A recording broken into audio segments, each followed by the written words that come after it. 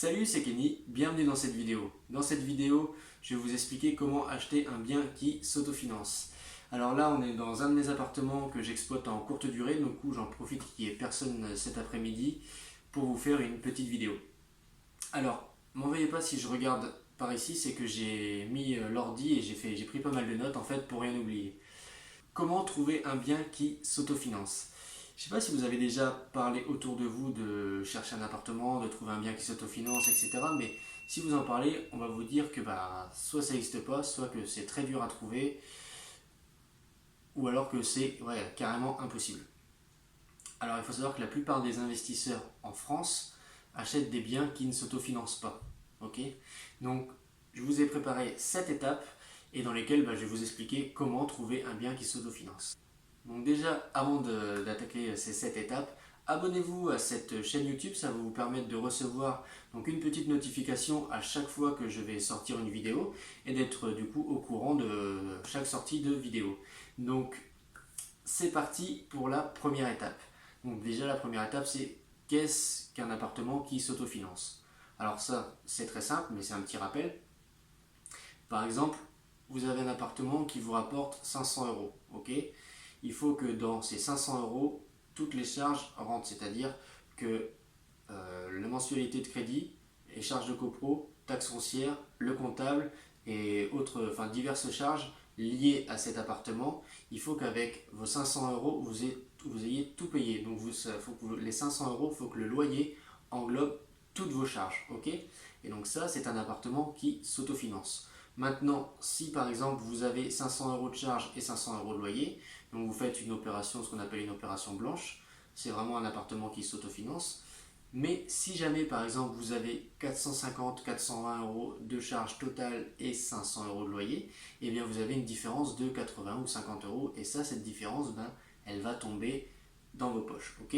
Donc hors impôt, etc. Mais c'est juste pour l'exemple, d'accord? Donc voilà, ça c'est un appartement qui s'autofinance. Alors, comment trouver cet appartement qui s'autofinance? Et bien déjà, il va falloir trouver une bonne affaire. Donc ça, c'est la deuxième étape. Comment trouver une bonne affaire? Alors, on voit beaucoup de gens en fait qui négligent cette étape. Pourquoi? Parce que ils recherchent des biens, ils passent du temps, etc. Et dès qu'ils trouvent une affaire qui est à peu près potable, ils se disent allez, on y va, c'est bon, on en a marre de chercher, on y va. Alors ça, c'est un petit peu la petite erreur.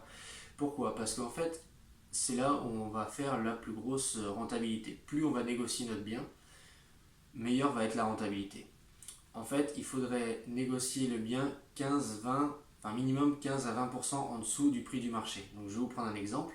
Par exemple, un 80 mètres carrés, un T5 à Bordeaux, je sais pas, ouais. Le prix du marché est à 200 000 euros, d'accord? C'est-à-dire qu'il va falloir acheter cet appartement 170, 180 000 euros, d'accord? Et là, on aura acheté ça en dessous du prix du marché, ou moins, hein, si vous arrivez à faire moins, mais voilà, c'est un exemple. Et là, on aura acheté ça en dessous du prix du marché. Du coup, en fait, on va avoir une plus grosse rentabilité. Pourquoi je vous dis ça? Parce qu'en fait, j'ai remarqué que dans les études, quand je fais mes calculs de rentabilité et quand je visite, quand on arrive sur une rentabilité de 10% brut, donc quand vous dites ça aux agents immobiliers ou quand vous dites ça aux banquiers, ils sont là, mais 10% ça n'existe pas. Je dis ok, des 10% brut on en trouve quasi tous les jours. Enfin, quasi tous les jours on en trouve. Alors, quand on fait notre calcul de renta et quand on s'approche des 10% bruts, on s'approche en fait, quand on regarde bien et quand on met les chiffres, d'un appartement qui s'autofinance. Ok.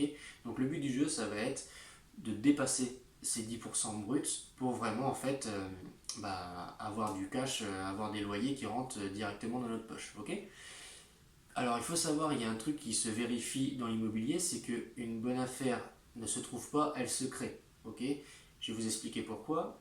On va reprendre l'exemple du 80 mètres carrés du T5 à 200 000 euros. Enfin 200 000 euros là, le prix on s'en fout, mais par exemple ce T5, vous l'achetez par exemple au prix du marché auquel il était, donc à 200 000 euros. Ok, vous rajoutez à ça frais de notaire s'il y a des travaux, tout ça, donc ok, vous vous épargnez l'enveloppe totale, mais imaginez vous le louez, je sais pas, 800 000 euros, ok, et vous le louez nu à une famille. Ok, donc c'est ce que font la plupart des investisseurs en France. Ils prennent des 30 mètres carrés ou des studios, ils les louent nus, ou alors ils les meublent très mal, enfin bref. Donc Est-ce que vous croyez que vous allez pouvoir en fait exploser la rentabilité en faisant comme ça? Ben non. Ce qu'il va falloir faire, donc, c'est par exemple le meublé déjà, refaire toute la déco, faire une belle déco, le meublé.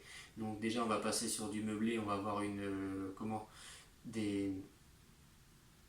Donc déjà, on va passer sur du meublé fiscalement, ça va être vachement plus intéressant. Et ensuite, on va faire une colocation. Donc ça veut dire, c'est un T5, il y a 4 chambres. Donc loué, je sais pas, par exemple 400, 500 euros la chambre, je sais pas, ça va dépendre si à Bordeaux, ça dépend du secteur. Mais on va dire, mais allez, 400 euros la chambre, 4 x 4, 16. Au lieu de 800 000 euros, on est passé à 1600 euros. Ok. Donc couplez ça avec une bonne négociation, plus une rentabilité qui est assez explosive. Donc là, vous allez vraiment avoir une super rentabilité. Ok.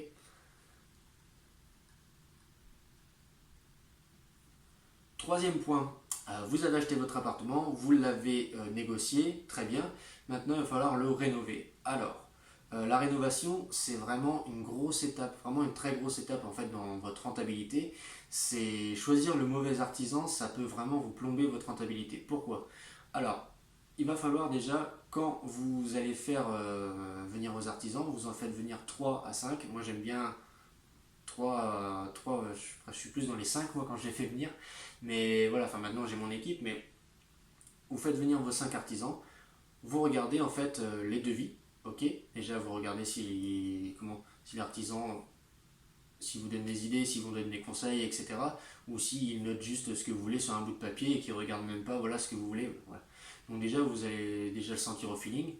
Et deuxième petit point, vous allez voir si l'artisan est aussi disponible. Par exemple, s'il vous dit que il a des chantiers, il est surbooké pendant 7 8 mois, c'est pas la peine. Vous, quand vous allez acheter votre appartement, vous voulez que il soit disponible tout de suite, ok? Pour justement que votre appartement soit fait le plus vite possible et que vos loyers rentrent le plus vite possible et que vous retournez en fait, que voilà, vous commencez à encaisser des loyers le plus rapidement possible. Ça, c'est les 2 points. Le troisième point, forcément, c'est le prix. Vous allez aller vers l'artisan qui va être dans un prix assez le plus compétitif, quoi. Autre petit point, vous pouvez aussi lui demander où il a travaillé, d'aller voir un chantier en cours et tout ça pour aller voir un peu son travail. Et ça va vous sécuriser et déjà de prendre un bon premier contact avec votre artisan. Et avant de passer à la quatrième étape, j'aimerais juste ajouter un petit truc. Je sais qu'il y a beaucoup de gens qui veulent faire leurs travaux eux-mêmes, mais voilà, moi pour en avoir fait pas mal, je peux vous dire que maintenant je regrette un petit peu parce que ça c'est moins vite fait que moi les choses que j'ai fait en un mois, j'aurais pris les artisans en une semaine, 15 jours, c'était fait parce que on a forcément notre travail et on fait ça après le boulot, le week-end, etc. Donc ça avance pas. Notre appartement est pas loué, enfin voilà. Donc si vous choisissez les bons artisans, faites tout faire par les artisans. Si vous voulez faire la peinture, etc., monter les meubles, ça oui. Mais je veux dire, faites tout faire par votre artisan, ça ira plus vite. Vous pouvez donc, suivant la niche fiscale, défiscaliser et vous allez pouvoir louer plus vite. Donc ça c'est très très important. Ok. Donc maintenant, quatrième étape, avoir un appartement coup de cœur. Donc qu'est-ce que j'entends par là? Ça veut dire avoir un appartement et quand on rentre, boum, le locataire il est scotché, il fait waouh, cet appartement, franchement il claque, je le prends. Ok. Donc comment vous allez faire ça? Eh bien en fait, vous allez faire une technique de home staging, c'est-à-dire d'aménager votre appartement avec des meubles sympas, des couleurs qui vont ensemble. Par exemple, moi je sais pas si vous voyez pas trop là, mais mes appartements, je les ai plus fait dans le bois, le ton un peu chêne clair, noir, un peu industriel, avec des spots, des cadres, etc.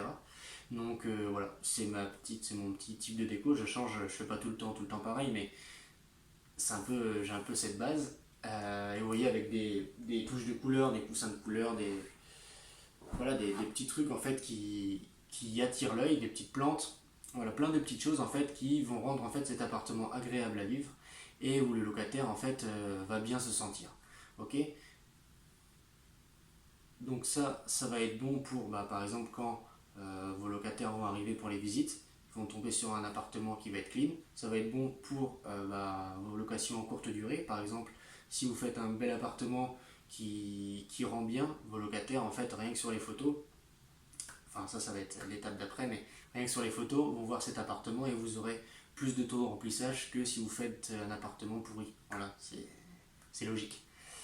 Donc, on va basculer sur la 6e étape, donc c'est publier votre annonce. Donc voilà, vous avez décoré votre appart, tout est ok, tout est nickel, vous publiez votre annonce. Alors, s'il vous plaît, ne publiez pas des annonces avec des photos pourries, ok. Avec des photos, on voit un bout de cuisine, un bout de mur, un machin, ça, pardon, mais c'est de la merde, ok.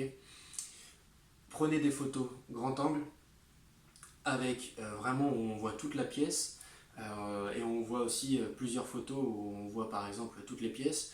Et voilà, avec de la lumière, enfin allumez les lumières, faites des photos sympas.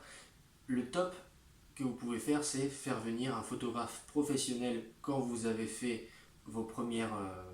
Dès que vous avez fait, enfin dès que tout est fini, dès que votre déco est complètement fini, vous faites venir un photographe professionnel. Vous avez une fois les photos et voilà, vous remettez pour chaque location et c'est réglé. Ok. Donc des belles photos et un bon descriptif. Donc c'est-à-dire mettez l'emplacement, mettez si internet, mettez les charges, mettez s'il y a une machine à laver, etc. Donc ça va vous permettre quoi? Déjà ça va vous permettre de gagner du temps et pas que les locataires, en fait, enfin les futurs locataires, vous appellent ou vous envoient des mails en disant est-ce qu'il y a une machine à laver, où est situé l'appartement, qu'est-ce qui est compris dans les charges, est-ce que le canapé est convertible, est-ce qu'il y a une machine à café, enfin voilà, plein de trucs comme ça. Donc vraiment, faites une belle annonce, un beau descriptif, et du coup, comme ça vous allez gagner du temps. Étape, louer votre appartement. Alors, vous avez passé une super annonce, vous avez beaucoup de demandes, donc moi ce que je recommande c'est de faire les visites. Par exemple, vous prenez 2 à 3 jours dans la semaine, moi je mets 2 jours dans la semaine, début et fin de semaine par exemple, ou le week-end parce que si c'est les étudiants ils vont venir avec leurs parents. Donc voilà, 2 jours dans la semaine, vous réservez un créneau d'1 heure, 1 heure et demie, tous les quarts d'heure vous faites une visite. Voilà, moi c'est comme ça que je fonctionne, comme ça, hop, vous êtes tranquille, vous avez fait vos visites et vous ne faites pas une visite tous les jours parce que ça c'est vraiment, vraiment gonflant et vraiment, enfin c'est une perte de temps énorme. Vous avez un super appartement, vous avez fait toutes vos visites, maintenant il va falloir choisir le locataire. Alors, moi ce que je recommande, enfin moi je fais beaucoup d'étudiants. En étudiant, ce qui est bien, c'est qu'on a les garants. Donc si jamais il y a un petit pépin, il y a les garants derrière. Et donc ça c'est très bien, ça sécurise. Et sinon, ce que je recommande, c'est que le locataire touche 2 fois à 2 fois et demi le prix du loyer.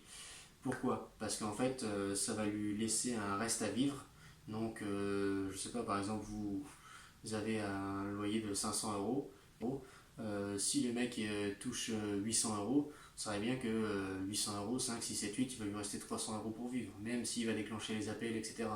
Mais si vous avez un loyer de 500 euros et que la personne touche 1200, 1300, 1400, 1500 par exemple, et bien déjà 1500 on est sur du 3 fois le montant du loyer, donc déjà il va lui rester 1000 euros en fait pour vivre, donc déjà on aura une plus grosse sécurité pour que la personne paie son loyer, ok. Et enfin en tout cas moins de problèmes.